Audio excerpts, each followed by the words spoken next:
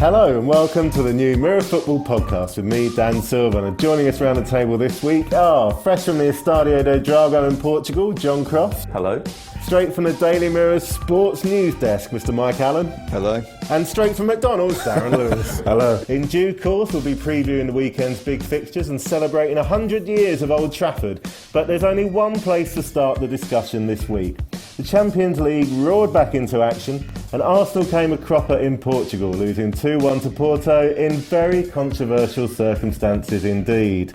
Now, skipper Cesc Fabregas subsequently came out and blamed the defeat on schoolboy defending. Manager Arsene Wenger blamed the defeat on the referee, and everyone else seemed to blame goalkeeper Lucas Fabianski. John, you were covering the game for the Daily Mirror. Where do you think it went wrong for Arsenal? I just think indecisiveness in defence, really. I think Lucas Fabianski has made a habit of being at fault for important goals in very important games, and unfortunately his blunder on the first goal made everyone a little bit nervous in the defence, and he made himself a bit edgy right throughout the game. And I think, you know, when it came to it in the 51st minute, the defence was anxious about Fabianski. Fabianski was anxious about Fabianski, and when, you know, Campbell played a little bit of a, you know, sort of half-hearted, dodgy pass back, I think what Fabianski should have done is put it in Rowe's head, and unfortunately didn't, hesitated, picked it up and was a bit, you know, caught in two minds. Unfortunately, while sort of everyone stood off and watched the referee plonk the ball down again, sort of thing, and Arsenal sort of blundered, you know, the ball was in the back of the net, and I think it was just that general indecision. I think the defence not having their full confidence in the goalkeeper, really, that was the biggest thing for me. Those incidents aside, do you think they showed enough there that they've got a serious chance in this competition? I think it's a game that they shouldn't have lost. I think they played well enough to get a result from. Porto I don't think are particularly good, but I have this little theory that I don't think you're ever going to improve as a team until you actually admit your inadequacies or mistakes. And I think Arsene Wenger's continual reliance on excuses, I'm afraid to say, masks the fact that sometimes, you know, they're just not good enough. I mean, you have to say that second goal, it's not so much about the referee, is it? It's about the indecision between Campbell and Fabianski. For me, Fabianski takes the lion's share of the blame. And the sooner, you know, I know why Arsene Wenger is trying to deflect away the blame from his players, and that's understandable from any manager. But I would hope that in private, in the dressing room, he's addressing these issues.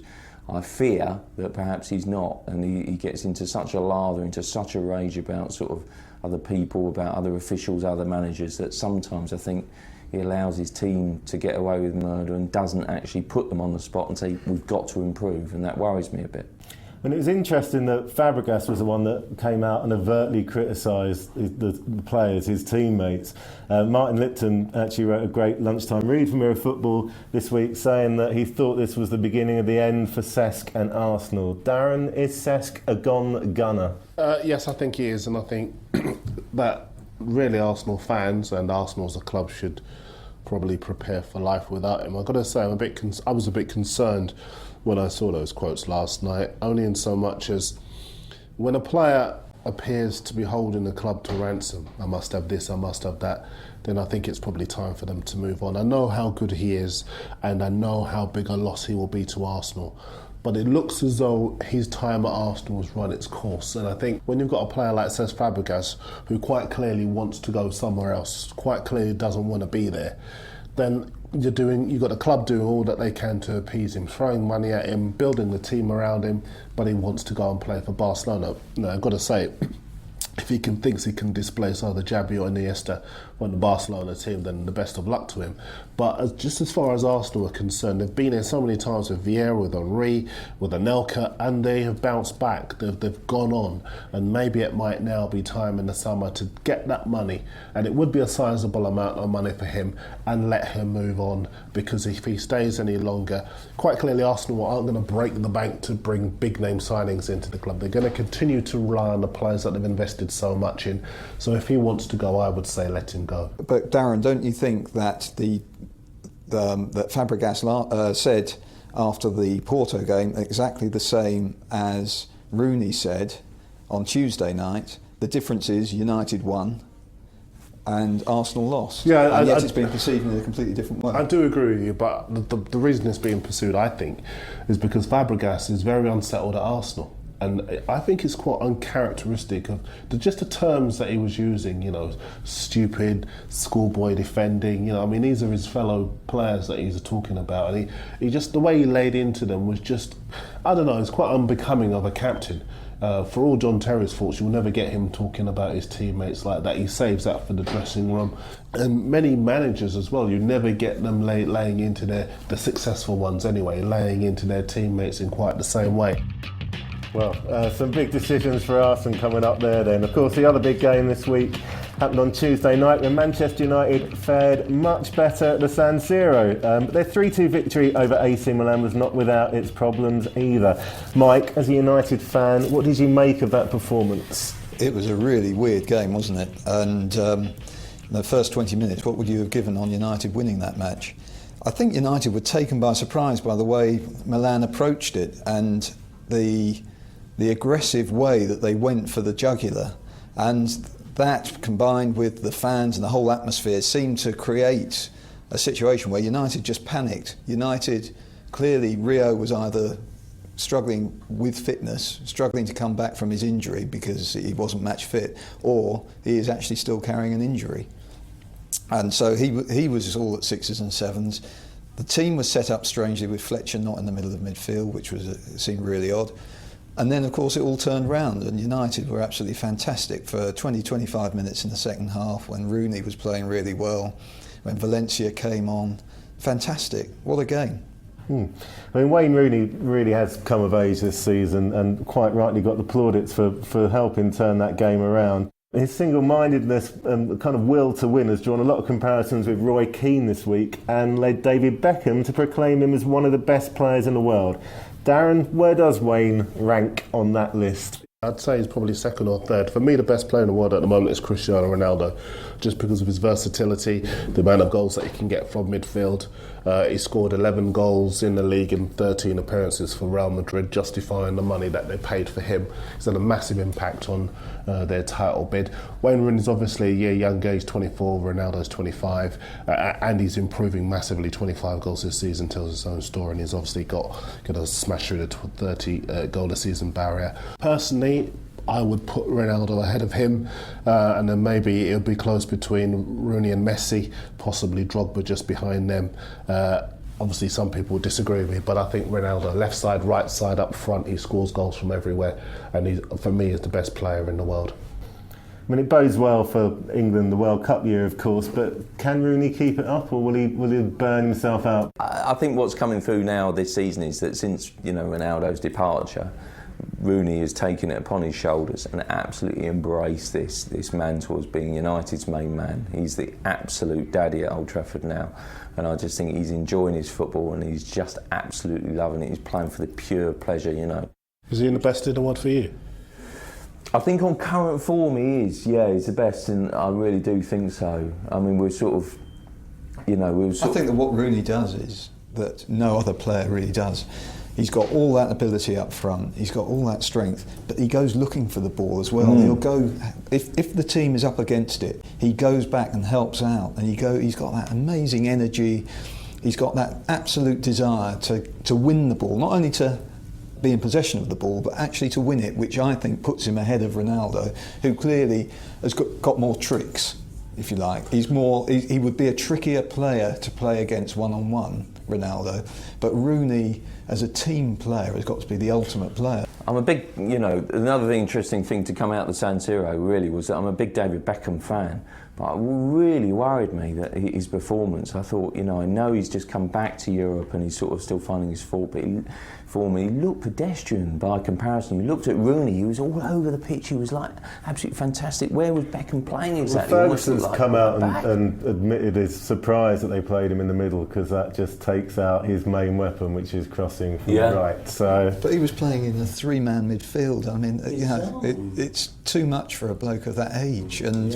also United, the role that he would play for England Beckham is not a starter. No. And he's there to make an impact, either to close out games or to try to win games. Yeah, no, absolutely. It's the quality, isn't it, from the bench. It's you know, you mentioned his experience there, and he's just like, he brings that to the dressing room, you know, he's the maturity, you know, he's sort of someone that looks up to. Absolutely.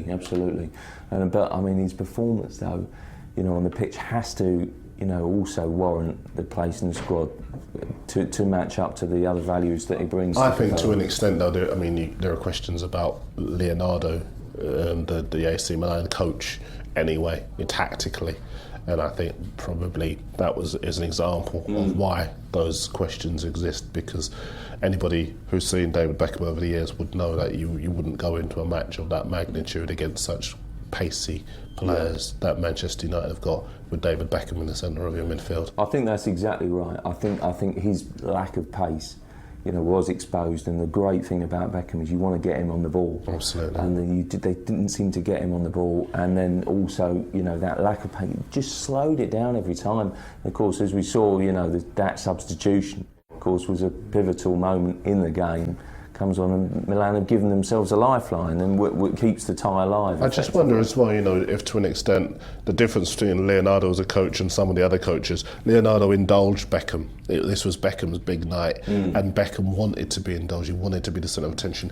I don't know if Capello would have done that. I think Capello would have maybe kept him on the bench and brought him on late. I remember when it was his opportunity to win the 100. Break the caps record, 100, and he didn't play him from the start on that match, as I recall.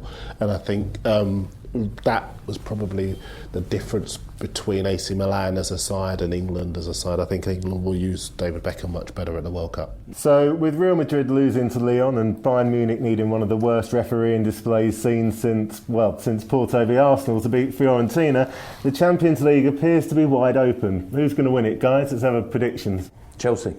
I think that I don't know. I fancy them for the Premier League, and I just think it's proved to be so difficult down the years for teams to retain the trophy. I think Barcelona are probably the best team in Europe, aren't they?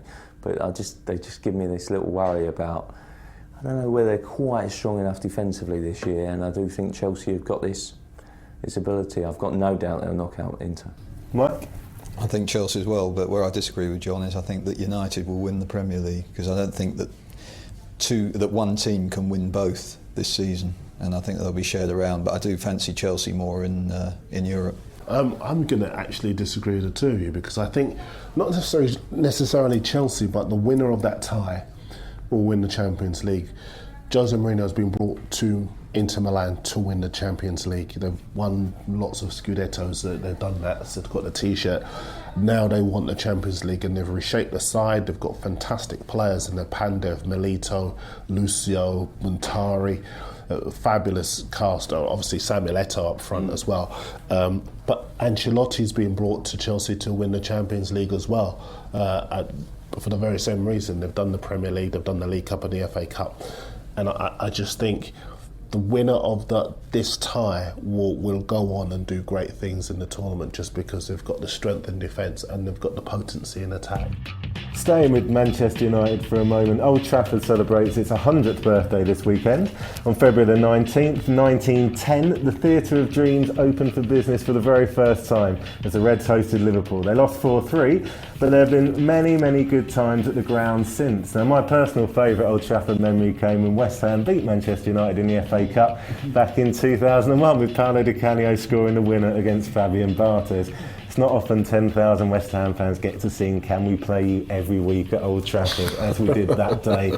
Now, you guys have all been to Old Trafford more times than Darren's had hot dinners, so what are your most memorable experiences of the ground, Mike? There have been so many fantastic matches over the years, but amazingly, the best atmosphere that I can remember being part of at Old Trafford was only a couple of weeks ago when United beat City in the Carling Cup. It was just extraordinary. The place was just absolutely rocking, and one of the remarkable things about Old Trafford is how quiet it can sometimes be, considering there's 70-odd thousand people gathered there all supporting the same team. So that was a memorable match because of the atmosphere and because also of what it meant in the modern history of Manchester, if you know what I mean, modern history of Manchester football. It was United asserting their authority over the new millionaires. And of matches going further back, well, I remember taking a girlfriend there back in the 80s for a match against Southampton. And I'm glad you said for a match. And she spent, United won 5-1. She missed every single goal because she was looking everywhere but the pitch, bored out of her mind. And so I married her. John, your favourite Old Trafford memory? Follow that, John. No, yeah, absolutely. I think I kind of remember going there as a teenager for the first time. I think to watch Arsenal play there. And I think Arsenal got royally thumped there, but I was just blown away by the atmosphere really when the teams came out on the pitch. And I don't know, I used to go to Highbury quite a lot in those days, so people might say, oh, well, you know, it's something completely different to what I was used to.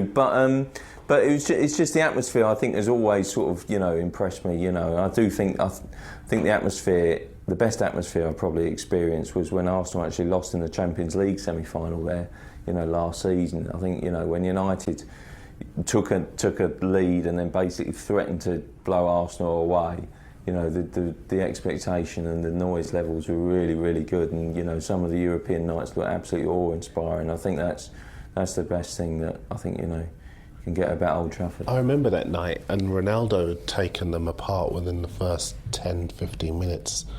And it was a really magnificent memory because you had this sense of watching this magnificent player in action and this team, and literally as a team Arsenal just shrunk into their shell in that 10-15 minutes. But my actual memory, the best memory is Sir Alex and Brian Kidd celebrating on the touchline. I think Brian Kidd was on his knees. I think was it Steve Bruce, I think, who'd scored. Yeah, and it was just, you know, these grown men, these middle-aged men celebrating as if they were kids on the touchline. It was just a fantastic memory, and it just showed how much they meant. It meant to them. The whole drama of the occasion as well. It was just a fantastic memory. But of course, they keep creating their own, don't they, every season? So I dare say there'll be more over the next 5 or 10 years. Absolutely. Now, ironically, given the anniversary, Man United are away this weekend at Everton. But the weekend's biggest game is surely at Eastlands, where Manchester City host Liverpool. Now, Fernando Torres could be back for the Reds, while Tevez and Bellamy are in contention for City. Joleon Lescott spoke to the Mirror this week, claiming that he didn't care whether Torres played or not and that City would win if they played to their best. Is he right to be so confident, Darren? No, because their defence is not playing well at all. For a team that's come off, you've what, £200 million you assemble a team for, you have every right to expect that they're going to get 6 points from games against Hull and Stoke, and they haven't managed to get them. Liverpool playing with a renewed confidence at the moment, and defensively they're a lot tighter than they used to be. Undone, perhaps unfortunately, by Arsenal the other day, Diaby scoring quite late on. But defensively, balls into the box City are not dealing with at all. And if they can get that delivery right, then I think Liverpool could actually at least emerge from that match with a point. And that would be a big blow to City because they had 2 games in hand on Liverpool. And had they won those 2 games, they'd have been 6 points clear in 4th, and then with a real chance of going on to secure that 4th place. But they've blown it, and I really don't expect to see Mancini at Eastlands next season. Well, I was going to ask you, Mike. City moved up to 4th this week thanks to their unconvincing point at Stoke, but Roberto Mancini's honeymoon period seems to be well and truly over. I know it's quite early days in his reign yet, but do you think he's got what it takes to make City a success in England? He might have what it takes to make City a success, but have they got the patience to give him that time? And I think the answer is almost certainly no. He needs to build his own team. He will build it the Italian way from the back. That means a lot of draws, a lot of disappointment, a lot of frustration from the fans and the players. He played 3 holding midfield players the other night.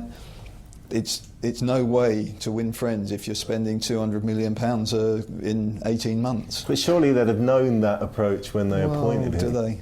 It's questionable. You know, Mark Hughes knew how to build a successful, relatively speaking, team. I know he'd taken a bit of a step up, but he knew how to build a team that could win in the Premier League and win cups. And with Mancini, you've got somebody who's got no experience over here whatsoever, coaching-wise, and I think that City probably will be changing managers again. Mike, do you think that he'll be looking at the match next week between Chelsea and Inter Milan probably with as much interest in it as anybody else? Because obviously, if Mourinho doesn't win, then he's out. Well, they're not going to boot him out, but presumably if he doesn't win the Champions League this season, then he's as much available as any other manager by the end of this season. Yeah, absolutely. And this is the thing, there's a group of young managers who are expected to win the Champions League or win their national leagues and then go on to win the Champions League the following season. And if they don't succeed, out they go. And we could argue, I mean, it's another discussion, but maybe this is the problem with football. Things are looking increasingly bad for poor old Portsmouth. Now, Alan Nixon exclusively revealed in the Mirror this week that the club have asked the Premier League for permission to sell players outside of the window, i.e. now, in order to pay their debts. Now, nobody wants to see a club go to the wall, obviously, but should we really bend the rules to save one, Mike? We should bend the rules to save the club for the fans, but the club should pay a huge penalty. And if Portsmouth are going to be bailed out, then they should probably be relegated by at least one division, maybe down to League One, so that the club has to exist for the fans. It has to rebuild. Very few of the teams that have been affected by their mismanagement are affected by the rescue, and then we can move on and the sanctity of the 92 clubs is preserved. I think they're bending over backwards to such an extent that the Premier League are laying down a Cheats Charter for Portsmouth. I feel great sympathy for the fans, but what people forget is that Portsmouth has spent beyond their means on transfers and contracts, and it's just an absolute gone beyond a joke. Other people's attempts to manage their clubs properly, I'm not just talking about sort of, the upper echelons, like Chelsea these days, trying to sort of, actually be self-sufficient. Arsenal will run the club well. I'm talking about the likes of Burnley, who sort of Burnley come up to the Premier League, don't want to overstretch themselves, run the club properly. How can they compete against Portsmouth spending money on the never, buying players that they really can't afford, on contracts that they simply can't afford? It's cheating. And that's why I'm afraid to say the Premier League need to take action. And, as much as it pains me to say it, because it's a great club, I love going to Fratton Park, they've got to come down on like a ton of bricks, and they should not bend a single rule, I'm afraid, because once you start doing that, we might as well pack up and all go home. Maybe if Portsmouth were only aiming for 7th place, they might not have spent so much money. I've got to say, I want to just say, I absolutely agree with every single word of what Crossy said.